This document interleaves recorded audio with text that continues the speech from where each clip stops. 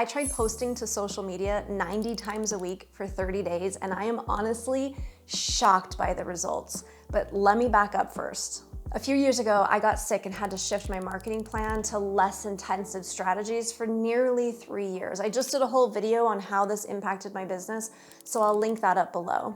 But in April of this year, I decided to dive back in head first in an effort to, let's say, revive my accounts and just kind of jolt the algorithm awake. And I do mean dive in. 90 posts a week across 6 platforms. I did 20 reels and carousels a week on Instagram, 1 long form, 4 shorts, plus some posts and polls every week on YouTube, 5 posts a week on LinkedIn, 5 posts a week across my free and my paid groups, and 50 posts a week to Pinterest. I was obviously ovulating when I made this decision. But I thought, hey, I have done harder things than this, so with the right systems and templates, sure, I can do this too, no problem. Plus, I wanted to approach this like a genuine experiment, both for myself and for my clients, to answer a few questions for us. How much time does it take? What are the total costs? Is it possible to create quantity and quality? What's the personal impact? How much does each platform grow? How does the growth affect business revenue? And ultimately, is this worth continuing? And here's what I found out. How much time did it take? So how much time did it take to do 90 posts across 6 platforms? And the short answer is a crap ton of time.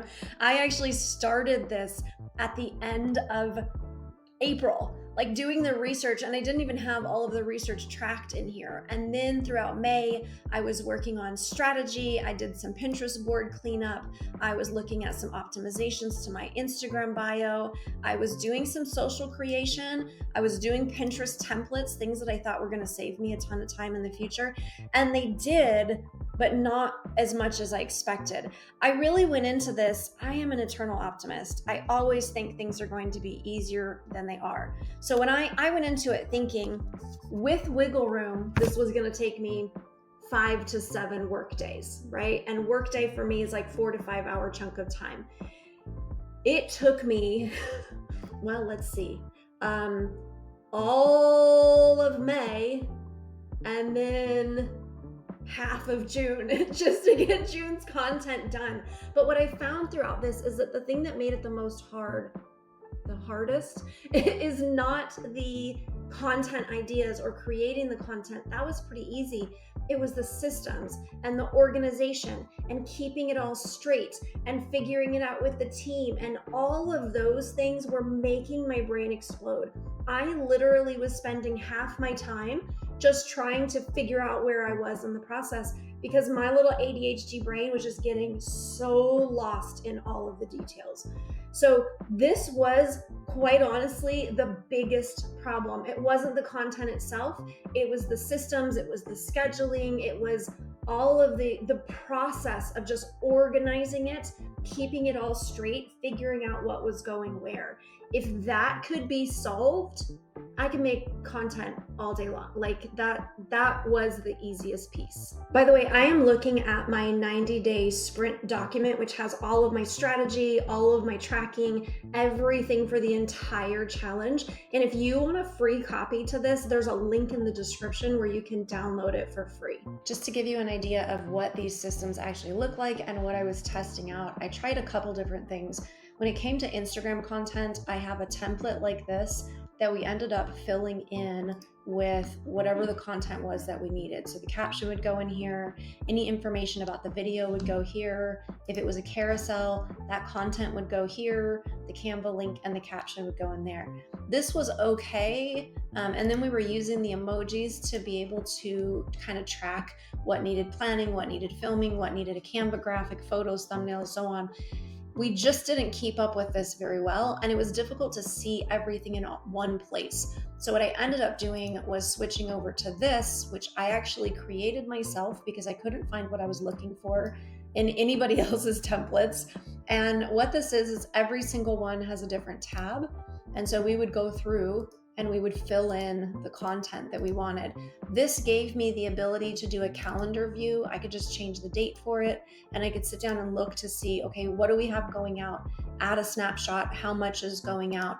What's going out on Instagram? How much is going out? Do we have everything filled in? Same with LinkedIn. We were able to sit down and plan all of this out, but then see, okay, we've got text, we've got graphic, we've only got one video in the whole month of June. This helped me to kind of get a better picture on what we were doing, just big picture. Same with our school group. We just posted or planned those all in advance. Our paid group, and then Pinterest. Oh my God, Pinterest. This really just took a toll on me. But the goal was the title, the description, the URL, the board that it was going to go under, and then the page for the design.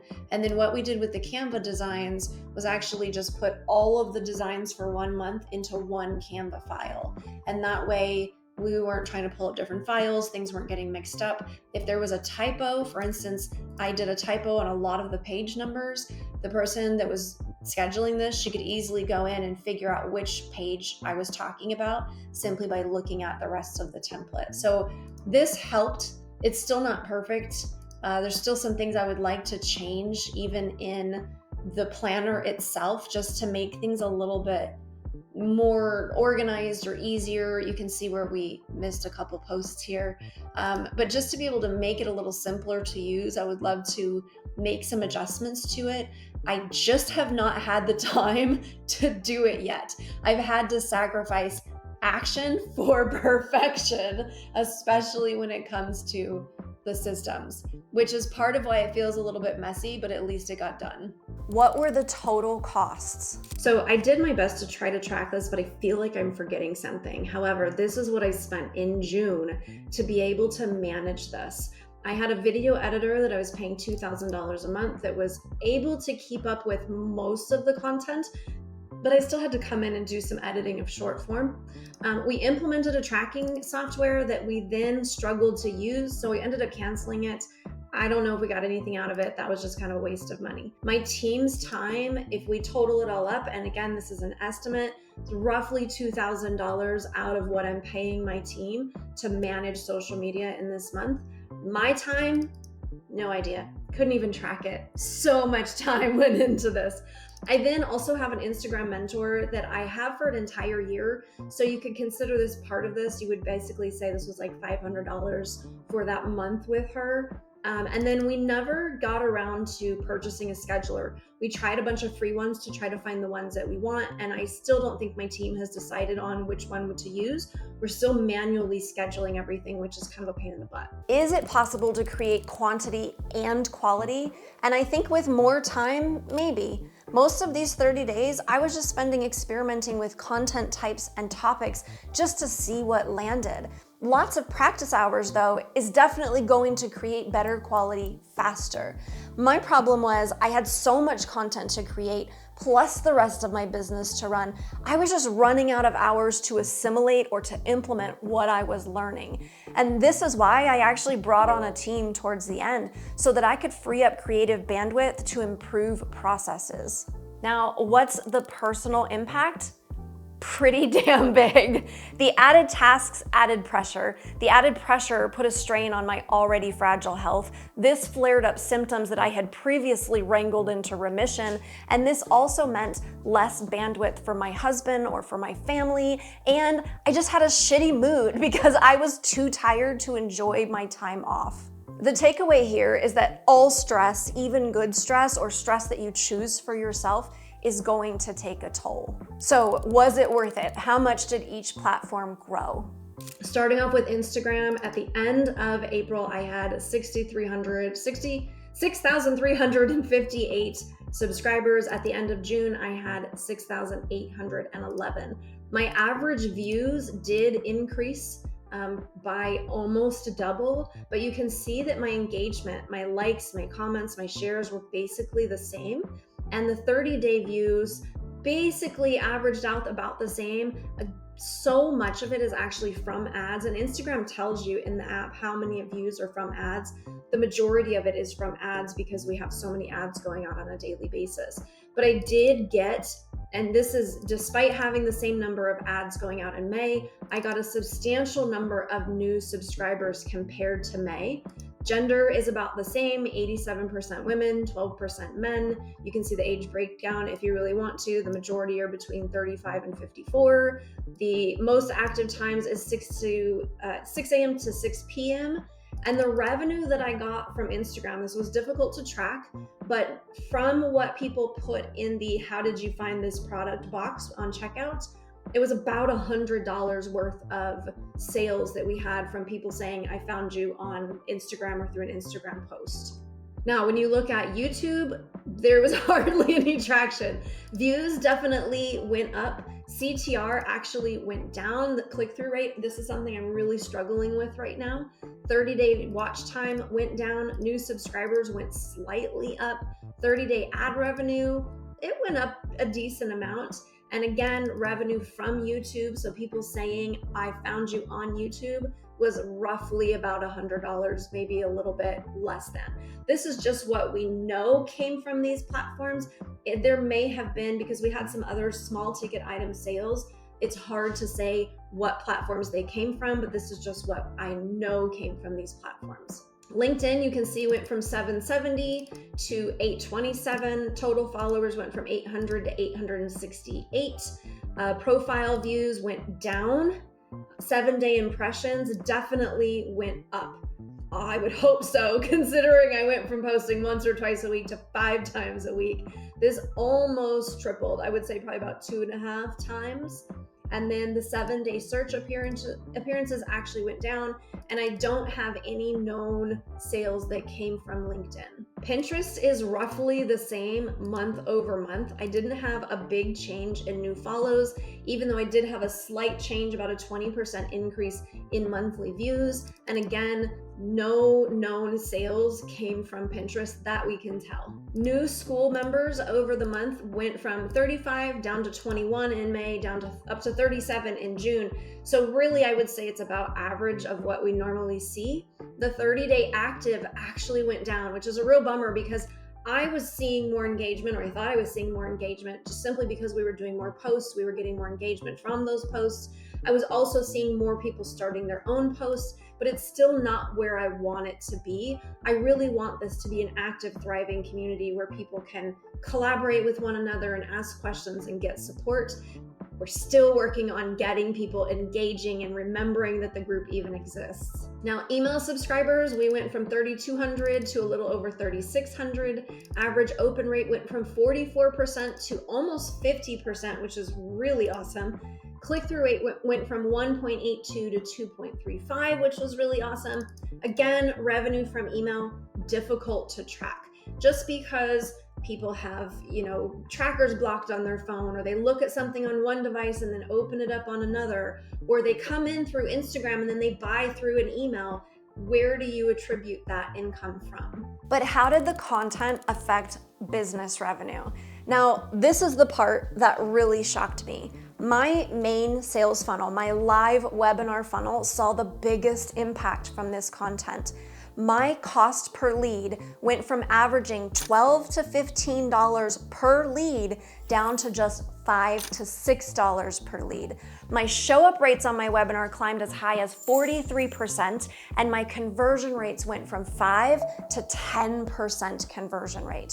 My theory is this: people see the ad, they pop over to my profile, they scroll through a crap ton of content, even with low views and engagement. They like what they see, and it builds trust. So that cold audience just got a little bit warmer and a little more interested in what I have to say in the webinar. By the way, if you would love to see how I built out my webinar funnel inside Go High Level, be sure you're subscribed. Go High Level is not only a sponsor of this channel, but runs my 6-figure webinar funnel with things like landing pages, email and text automations, checkout carts, and everything else I need. They also do cool stuff like QR codes, chat widgets, storefronts, course and group hosting, affiliate programs, invoicing, client portals, booking calendars for your whole team, and so much more. Go High Level works for e-com and service-based businesses from startup to scale up, making it one of the only all-in-one platforms that's actually worth using. To get a full 30-day trial to test it out for yourself, be sure to use my link in the description to see what Go High Level can do for you. Which leads me to the last question. Is it worth continuing? And if so, how? And I will be honest when I say the personal impact was the hardest part. I don't like a business that burns me out. I like things that are simple, streamlined, and fun. But I did commit to 90 days. And if there's one thing you need to know about me, it is that I am relentless and I never quit on what I say I'm gonna do.